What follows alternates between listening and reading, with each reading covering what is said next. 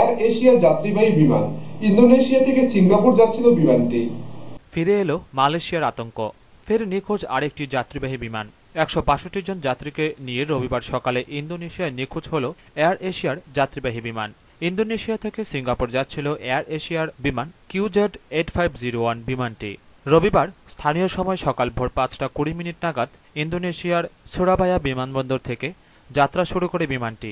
সিঙ্গাপুরের ছাঙ্গিতে বিমানটির অবতরণ করার কথা ছিল ৮:৩০ নাগাদ, কিন্তু ৪২ মিনিট পর সকাল ৬টা ১৫ নাগাদ জাকার্তা এয়ার ট্রাফিক কন্ট্রোলের সঙ্গে এয়ারবাস A320-200 বিমানটির যোগাযোগ বিচ্ছিন্ন হয়ে যায়।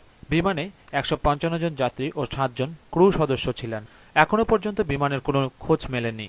ইন্দোনেশিয়ার পরিবহন মন্ত্রকের তরফে দাবি করা হয়েছে, নিখোঁজ হওয়ার আগে বিমানটি রুট পরিবর্তনের আর্জি জানিয়েছিল। মন্ত্রকের এক কর্তা হাদি মোস্তাফা জানান, প্রাথমিক অনুমান কালিমন্তন ও বেলিতুং দ্বীপের মধ্যবর্তী অঞ্চলে বিমানটি নিখোঁজ হয়েছে। ওই বিমানে যাত্রীদের মধ্যে ১৪৯ জন ইন্দোনেশীয়, ৩ কোরীয় ও ১ জন করে সিঙ্গাপুরবাসী, ব্রিটিশ এবং মালয়েশীয় ছিলেন। বিমানে কোনো ভারতীয় নেই বলে জানা গিয়েছে। বিমানটির খোঁজে জোর তল্লাশি শুরু হয়েছে।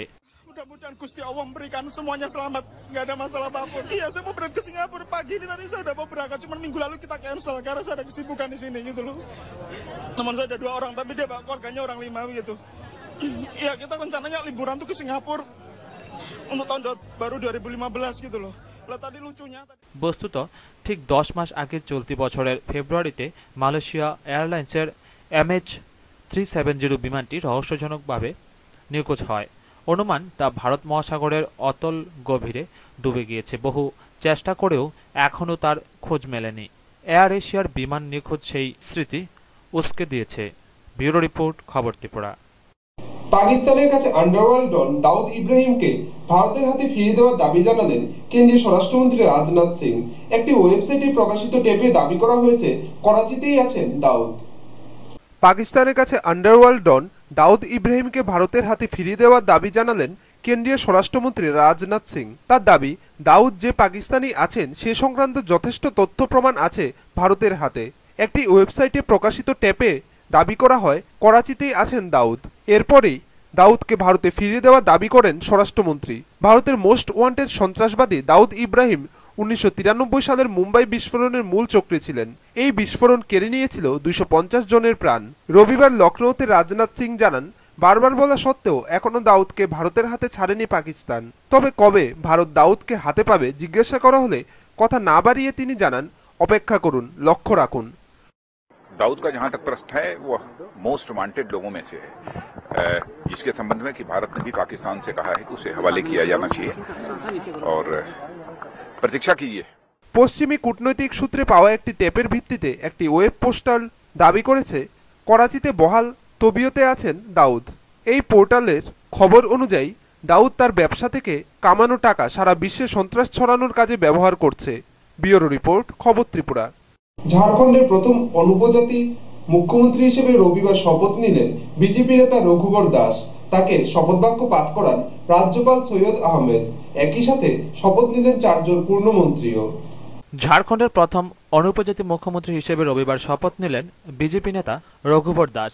এদিন শহরের একটি ফুটবল মাঠে উপস্থিত সমর্থকদের সামনে রাজ্যপাল সৈয়দ আহমেদ তাকে শপথ বাক্য পাঠ করান। একই সঙ্গে শপথ নিলেন 4 পূর্ণমন্ত্রীও। এদের মধ্যে 3 জন বিজেপির ও 1 জন সহযোগী দল অল ঝাড়খণ্ড স্টুডেন্ট ইউনিয়নের। 3 বিজেপি মন্ত্রীরা হলেন নীলকণ্ঠ সিংহ মুন্ডা, সিপি সিংহ ও লুই মারান্ডি। বস্তুত দুমকা বিধানসভা কেন্দ্রে সদ্য প্রাক্তন মুখ্যমন্ত্রী হেমন্ত সোরেনকে হারিয়ে জয়ী হন মারান্ডি। অন্যদিকে এজেএসইউর তরফ থেকে চন্দ্রপ্রকাশ চৌধুরী মন্ত্রী হিসেবে শপথ নেন। উপস্থিত থাকার কথা থাকলেও রাজধানীর আকাশ জুড়ে ঘন কুয়াশার চাদর থাকার জন্য বিমান বাতিল হওয়ায় রঘুবরের শপথ গ্রহণ অনুষ্ঠানে হাজির হতে পারেননি প্রধানমন্ত্রী নরেন্দ্র মোদী ও বিজেপির সর্বভারতীয় সভাপতি অমিত শাহ। তবে উপস্থিত ছিলেন ছত্তিশগড়ের মুখ্যমন্ত্রী রামন সিংহ ও মহারাষ্ট্রের মুখ্যমন্ত্রী দেবেন্দ্র ফড়নবিস। উল্লেখ্য, ঝাড়খণ্ড গঠন ইস্তক প্রথমবার কোনো অনুপজাতি নেতা মুখ্যমন্ত্রী হলেন। রঘুবরের আগে রাজ্যে মুখ্যমন্ত্রিত্ব সামলেছেন 9 জন, সকলেই উপজাতি সম্প্রদায়ভুক্ত ছিলেন। 5 বারের বিধায়ক দাসকে শুক্রবারই সংসদীয় দলনেতা হিসেবে নির্বাচিত করা হয়েছিল। ব্যুরো রিপোর্ট, খবর ত্রিপুরা। নিয়ে নিচ্ছে আবার একটি বিজ্ঞাপন বিরতি, সঙ্গে থাকুন।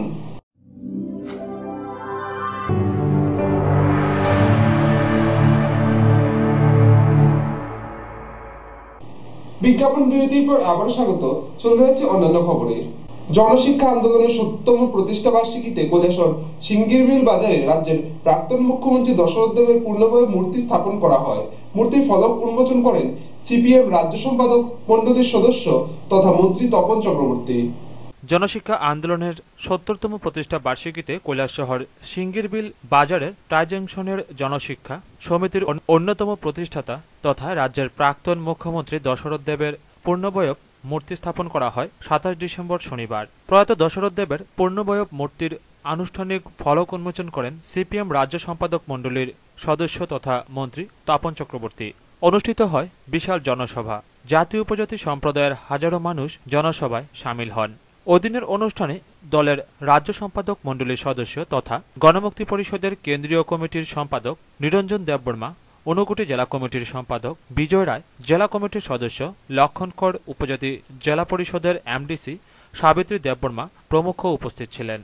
প্রয়াত নেতার পূর্ণবয়ব মূর্তির উন্মোচনকে কেন্দ্র করে অনুষ্ঠিত জনসভাতে রাজ্যের সম্পাদক মণ্ডলীর সদস্য তথা গণমুক্তি পরিষদের কেন্দ্রীয় কমিটির সম্পাদক নিরঞ্জন দেববর্মা ভাষণ রাখতে গিয়ে বলেন, শিক্ষা দীক্ষা তাদের চেতনার বৃদ্ধির জন্য শিক্ষার কোনো ব্যবস্থা ছিল না।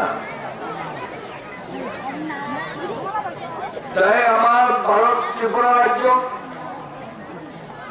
১৯৪৯ ইংরাজি ১৫ অক্টোবর ভারতবর্ষের সঙ্গে অন্তর্ভুক্ত হয়, মার্জার হয়।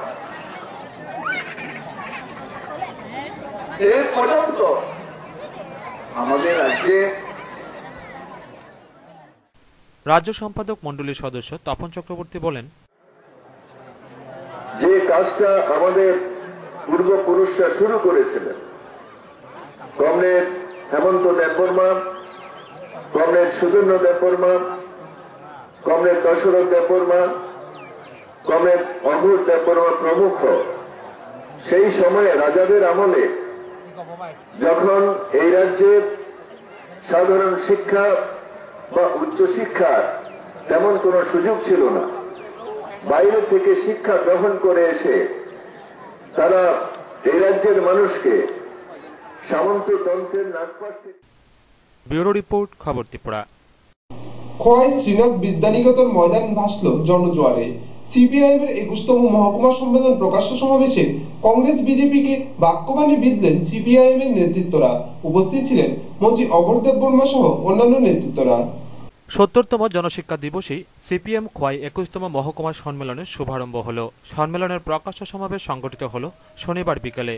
খোয়াই শ্রীনাথ বিদ্যানিকেতনে তিল ধরার জায়গা ছিল না। প্রকাশ্য সমাবেশে ভাষণ রাখেন সিপিএম কেন্দ্রীয় কমিটির সদস্য অঘোর দেববর্মা। সমাবেশের মঞ্চে উপস্থিত ছিলেন সিপিএম রাজ্য সম্পাদক মণ্ডলীর সদস্য গৌতম দাস, সিপিএম রাজ্য কমিটির সদস্য সমীর দেব সরকার, সিপিএম খোয়াই মহকুমা সম্পাদক বিশ্বজিৎ দত্ত প্রমুখ। বিশাল জনসভায় ভাষণ রাখতে গিয়ে সিপিএম কেন্দ্রীয় কমিটির সদস্য অঘোর দেববর্মা বামফ্রন্ট সরকারের বিভিন্ন উন্নয়নমূলক দিক তুলে ধরেন। কংগ্রেস বিজেপি দলকে একই পয়সার এক পিঠ ও পিঠ বলে তুলনা করেন তিনি আরো বলেন, আজকে আগে ওরা বলেছিল এই জন্য গুজরে দাঙ্গল করেছে, আমার পরবর্তী বক্তা আছেন কতটা তিনি বলবেন। ওখানেই প্রথম শুরু হল হিন্দুদের চাপিয়ে দেওয়া, ভারতবর্ষকে হিন্দুর মাত্র একটা রাস্তা হিন্দু রাস্তা তৈরি করবার জন্য স্বপ্ন দিয়ে সেটা পরীক্ষার। সিপিএম ২১তম মহকুমা সম্মেলনে খোয়াইয়ের বিভিন্ন স্থান থেকে ৪টি ব্রিগেডে হাজারো জনতার ঢল নামে। বিশ্বস্ত সূত্রে খবর, মহকুমা সম্মেলনের মধ্য দিয়ে খোয়াই মহকুমা সম্পাদকের রদবদল হতে যাচ্ছে। বর্তমানে যে দায়িত্বভার পালন করছেন বিশ্বজিৎ দত্ত, আশা করা হচ্ছে নতুন প্রজন্মের হাতেই এই দায়িত্বভার তুলে দেওয়া হতে পারে। এও গুঞ্জন রয়েছে দায়িত্ব নিতে পারেন খোয়াই পুর পরিষদের ভাইস চেয়ারম্যান সুখেন্দু বিকাশ দে। সব মিলিয়ে উৎকণ্ঠায় খোয়াইয়ের বাম শিবির। সিপিএম খোয়াই ২১তম মহকুমা সম্মেলনকে সামনে রেখে খোয়াইকে সুন্দরভাবে সাজিয়ে তোলা হয়েছে। খোয়াই টাউন হলেই সম্মেলনের কাজ সুষ্ঠুভাবে চলছে। সম্মেলনে মোট ৩০০ জন প্রতিনিধি অংশ নিয়েছেন। ব্যুরো রিপোর্ট, খবর ত্রিপুরা। জেলা তথ্য ও সংস্কৃতি কার্যালয় এবং আরাধনা সংস্কৃতি সংস্থার যৌথ উদ্যোগে কদমতলার বরগোল মাধ্যমিক বিদ্যালয় প্রাঙ্গণে শুরু হলো উত্তর ত্রিপুরা জেলাভিত্তিক লোকরঞ্জন উৎসব ও সাংস্কৃতিক মেলা ও প্রদর্শনী 2014। উপস্থিত ছিলেন মন্ত্রী বিজিতানাথ সহ অন্যান্য বিশিষ্টজনেরা। জেলা তথ্য ও সংস্কৃতি কার্যালয় এবং আরাধনা সাংস্কৃতিক সংস্থার যৌথ উদ্যোগে উত্তর ত্রিপুরার কদমতলার বড়গোল মাধ্যমিক বিদ্যালয় প্রাঙ্গণে শুরু হলো উত্তর ত্রিপুরা জেলাভিত্তিক লোকরঞ্জন উৎসব ও সাংস্কৃতিক মেলা ও প্রদর্শনী 2014। প্রদর্শনী চলবে 4 দিন। প্রদর্শনীর শুভ উদ্বোধন করেন সমাজ কল্যাণ ও সমাজ শিক্ষা দপ্তরের মন্ত্রী বিজিতানাথ। অন্যান্যদের মধ্যে উপস্থিত ছিলেন মহকুমা শাসক শঙ্কর দেবনাথ, তথ্য ও সংস্কৃতি দপ্তরের যুগ্ম অধিকর্তা টি.কে. চৌধুরী, কদমতলা আরডি ব্লকের ব্লক আধিকারিক সুভাষ আচার্য, ধর্মনগর পৌর পরিষদের চেয়ারম্যান রত্না মাহিষ্য দাস, জেলা তথ্য ও সংস্কৃতি দপ্তরের উপ অধিকর্তা দেবাশিস নাথ প্রমুখ। দুপুরে 1টায় মন্ত্রী প্রদর্শনী উদ্বোধন করেন। বিকেল 4টা থেকে শুরু হয় সাংস্কৃতিক অনুষ্ঠান। 4 দিনব্যাপী এই উৎসব ও মেলায় চলবে ভাটিয়ালি, লোকগীতি, জারিসারি, হজাগিরি, বিজু ইত্যাদি অনুষ্ঠান। স্বাগত বক্তব্য রাখেন মেলা প্রাঙ্গণ কমিটির যুগ্ম আহ্বায়ক অভিজিৎ পাল। উদ্বোধকের ভাষণে মন্ত্রী বিজিতানাথ বলেন, কারণ আজকে সময়টা অত্যন্ত কঠিন সময়ে আমরা উপস্থিত হয়েছি। দেশের যুব সমাজ যারা ভারতবর্ষকে স্বাধীন করবার জন্য হাসতে হাসতে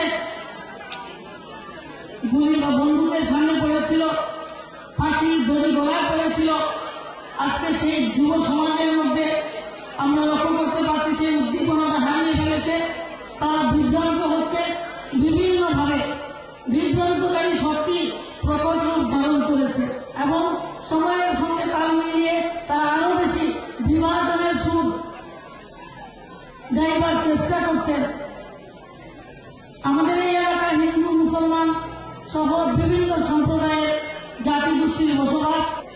এই সময়ের মধ্যে একবার আমি কোনোদিন শুনিনি যে কোনো সাম্প্রদায়িক হাঙ্গামা অথবা সাম্প্রদায়িক লাগালাগি কোনোদিন হয়েছে বলে। আমরা দেখতে পাই বিভিন্ন সময়ে বিভিন্ন অশুভ শক্তির চেষ্টা। ব্যুরো রিপোর্ট, খবর ত্রিপুরা। ৭০তম জনশিক্ষা দিবস কর্মসূচি পালিত হলো কাঠালিয়া ব্লক এলাকার কাইচাকলার দমদমা স্কুল মাঠে। এই কর্মসূচির আয়োজক ছিল গণমুক্তি পরিষদ ধনপুর অঞ্চল কমিটি।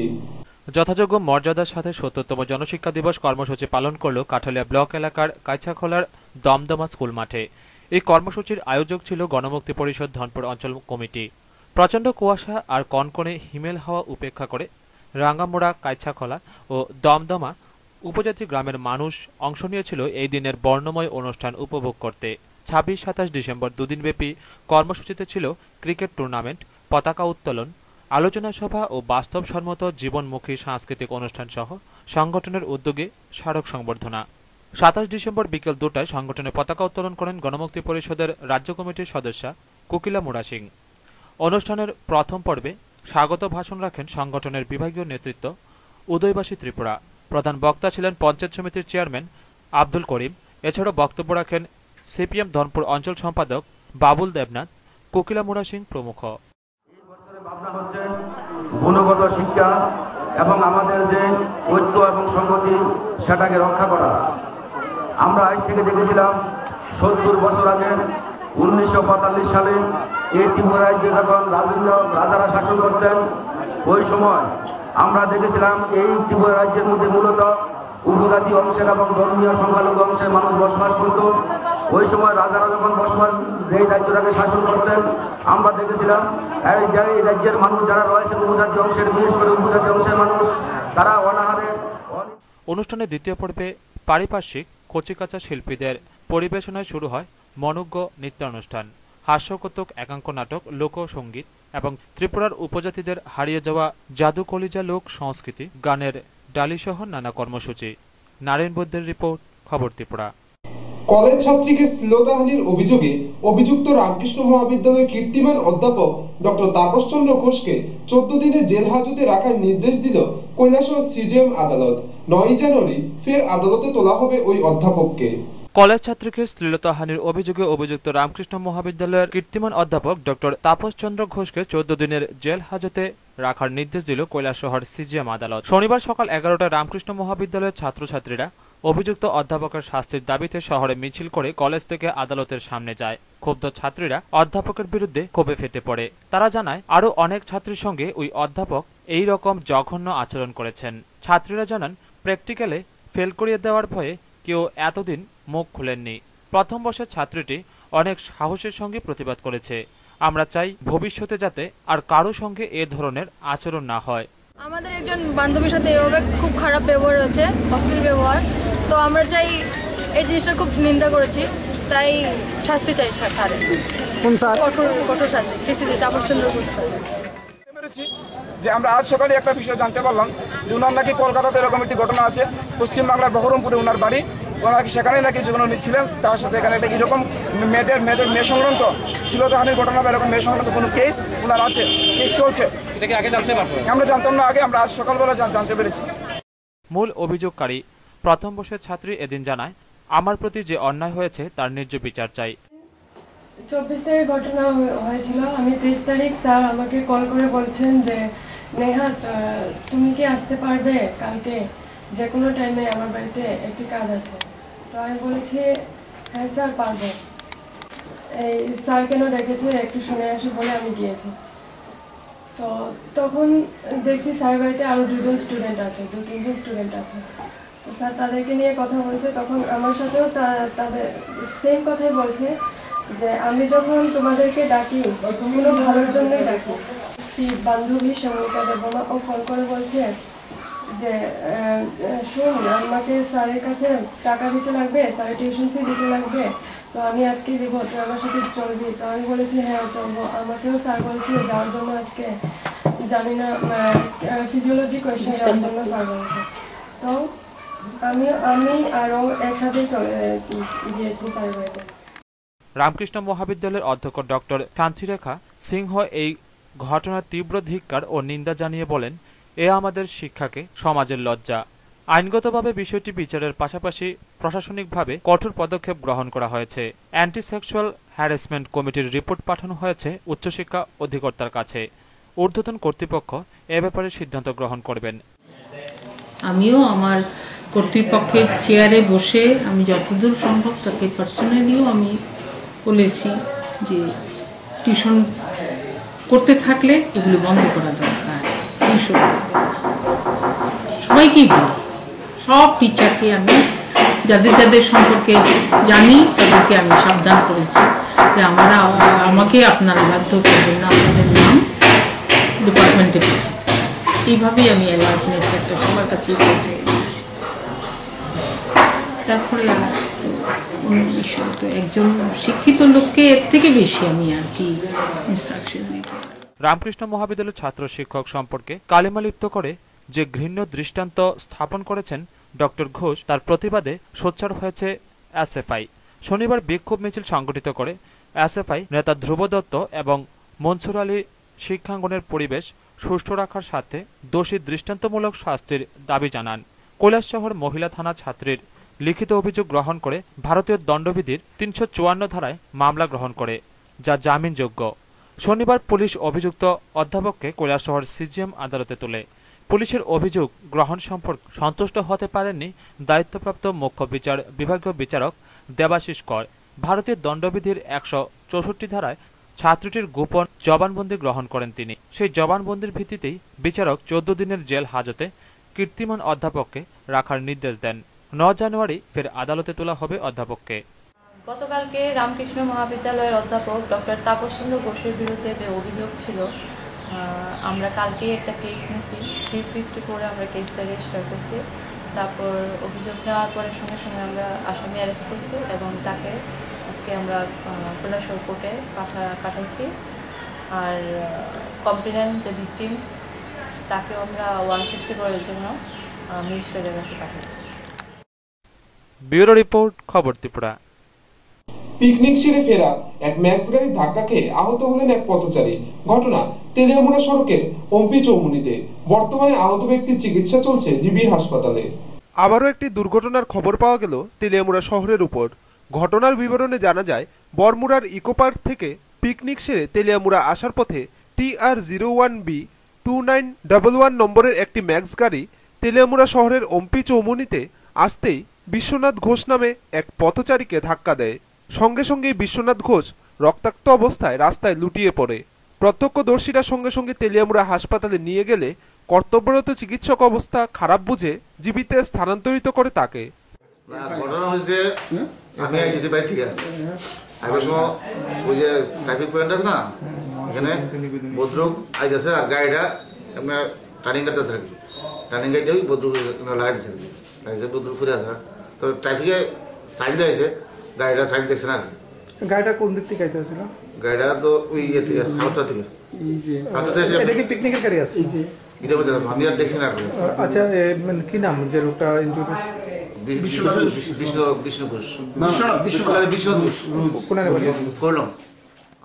পুলিশ অভিশপ্ত গাড়ি ও চালককে আটক করে তেলিয়ামুড়া থানায় নিয়ে যায়। ব্যুরো রিপোর্ট, খবর ত্রিপুরা।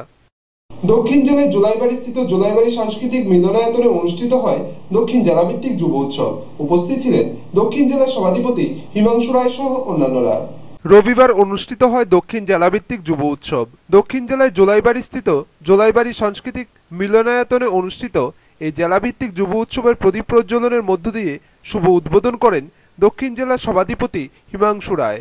অনুষ্ঠানে এছাড়াও উপস্থিত ছিলেন Jolaibari block chairman Dipali Nandi, vice chairman Dayalchandra Guha, BDO Kritimohan Sarkar, জেলা যুব ও ক্রীড়া অধিকর্তা হরেকৃষ্ণ সরকার প্রমুখ।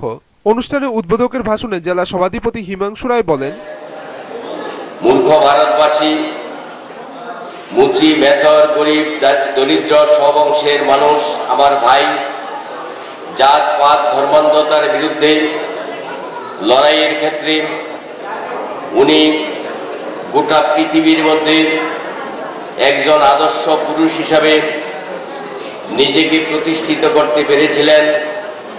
তার যে মহান ত্যাগ, তার যে আদর্শ, সেই আদর্শের জোলাইবাড়ি পঞ্চায়েত সমিতির ভাইস চেয়ারম্যান বলেন, যে দিতে পারে এই শক্তিটা হচ্ছে যুব শক্তি। এই যুবকরা বিভিন্ন ধরনের অনুষ্ঠানের মধ্য দিয়ে ব্লক স্তর থেকে ডিস্ট্রিক্ট লেভেলে এসেছেন, এই ডিস্ট্রিক্ট থেকে রাজ্য লেভেলে যাবেন। আমি আশা করব বিভিন্ন ব্লকের প্রতিযোগী যারা রয়েছেন আপনারা সেটা কম্পিটিশনে।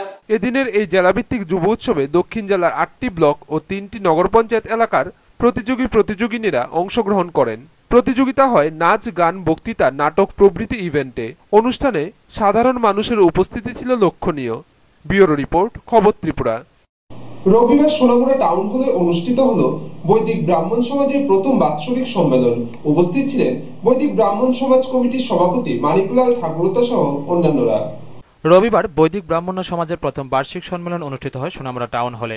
প্রদীপ প্রজ্বলনের মাধ্যমে সম্মেলনের কাজ শুরু করেন বৈদিক ব্রাহ্মণ্য সমাজ কমিটির সভাপতি মানিকলাল ঠাকুরতা। এরপর একে একে শ্রী নারায়ণের চরণতলে মালা ও ফুল দিয়ে ঈশ্বরকে স্মরণ করে 1 মিনিট নীরবতা পালন করেন। এদিনের এই অনুষ্ঠানের মূল লক্ষ্য ছিল বৈদিক সংস্কৃতি এবং পূজা পার্বণের মাধ্যমে সমাজের কল্যাণ সাধন করা, ব্রাহ্মণ্য সমাজের সদস্যদের মধ্যে পারস্পরিক হৃদয়তার উন্নতি ঘটানো। এদিনের এই সম্মেলনে এছাড়া উপস্থিত ছিলেন বৈদিক ব্রাহ্মণ্য সমাজের সম্পাদক চন্দন চক্রবর্তী, বৈদিক ব্রাহ্মণ্য সমাজের সহসভাপতি জীবনকৃষ্ণ ভট্টাচার্য, কোষাধ্যক্ষ প্রদীপ চক্রবর্তী সহ অন্যান্যরা।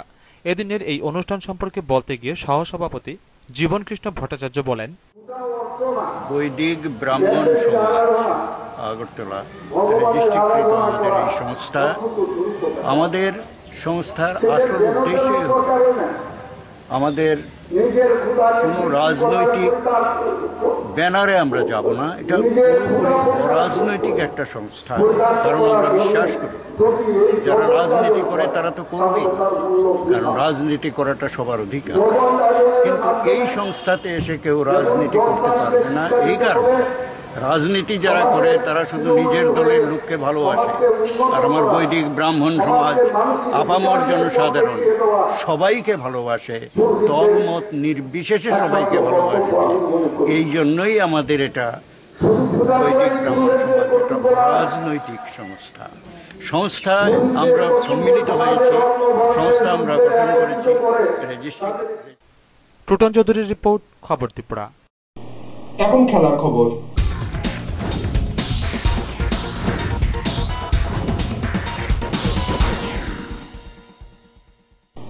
এসএফআই এর 45তম প্রতিষ্ঠা দিবস উপলক্ষে বিভিন্ন কর্মসূচির পাশাপাশি এক প্রীতি ক্রিকেট টুর্নামেন্টের আয়োজন করে এসএফআই তেলিয়ামুড়া অঞ্চল কমিটি এবং ডিওয়াইএফআই তেলিয়ামুড়া অঞ্চল কমিটি। খেলায় জয়ী হয় এসএফআই। ভারতের ছাত্র ফেডারেশনের 45তম প্রতিষ্ঠা দিবস উপলক্ষে তেলিয়ামুড়া মহকুমায় এসএফআই এর পক্ষ থেকে নেওয়া হয়েছে অনেক কর্মসূচি। আর এই কর্মসূচির অঙ্গ হিসেবে শনিবার এসএফআই তেলিয়ামুড়া অঞ্চল কমিটি ও ডিওয়াইএফআই তেলিয়ামুড়া অঞ্চল কমিটি এক প্রীতি ক্রিকেট টুর্নামেন্টের আয়োজন করে। এই প্রীতি টেনিস ক্রিকেট টুর্নামেন্টটি শুরু হয় শনিবার সকাল 11টায় নেতাজি নগর স্কুল মাঠে। টসে জিতে প্রথমেই ব্যাট করতে নামে ডিওয়াইএফআই তেলিয়ামুড়া